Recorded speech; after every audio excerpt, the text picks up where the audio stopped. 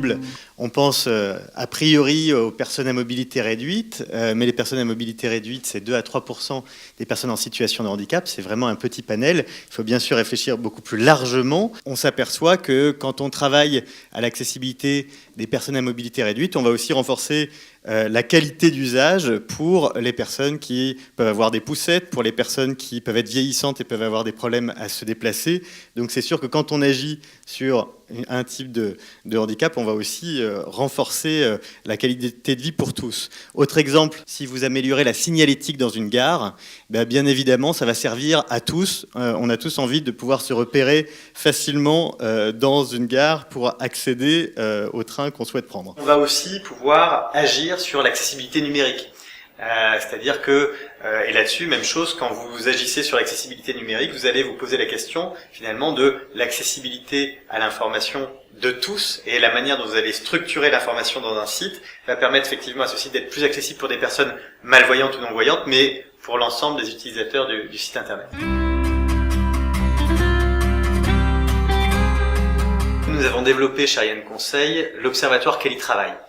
L'Observatoire Quali-Travail est un observatoire qui s'adresse en fait aux personnes handicapées, qu'elles soient reconnues ou non. Et cet observatoire, c'est en fait un questionnaire en ligne qui s'adresse à ces personnes-là pour leur demander finalement quelle est leur perception aujourd'hui du travail et des facilités qu'elles peuvent avoir à travailler. Ils nous ont répondu assez clairement, c'est-à-dire qu'il y a un tiers d'entre eux qui nous disent qu'ils auraient besoin d'un poste plus adapté.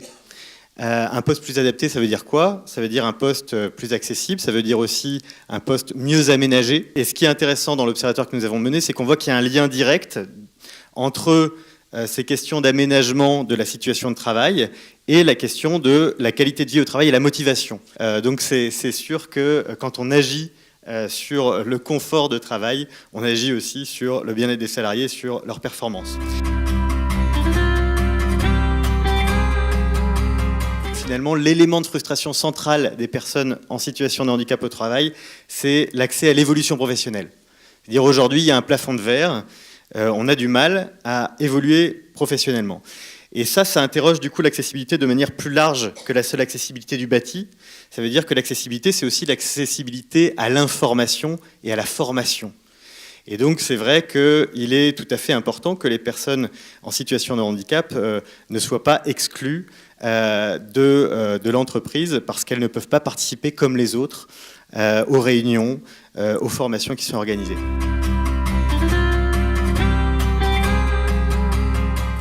Les formations actions, nous allons en fait former des gens qui eux-mêmes vont aller évaluer l'accessibilité.